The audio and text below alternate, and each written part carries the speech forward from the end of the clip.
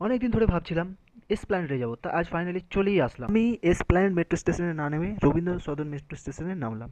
ভাবলাম কিছুটা হেঁটে ঘুরেই জায়গাটাকে দেখা যাক। মেট্রো স্টেশনের কাছে একটা স্কাই ওয়াক টাইপের ছিল, তো আমি ভাবলাম একটুখানি উপর থেকেই দেখা যাক। তারপরে আমরা নিচের দিকে আস্তে আস্তে নামতে থাকি। আর কলকাতায় যা হয়, সকাল সকাল জাম লেগে গেছে, প্রতিদিনের মতো যেটা হয় আর কি। তারপরে কিছুটা যাওয়ার পরে দেখছি দ্য 42 টাওয়ার, আমাদের কলকাতার সব থেকে বড় বিল্ডিং এইটাই। তো আমি একটুখানি চোখ বুলিয়ে নিলাম।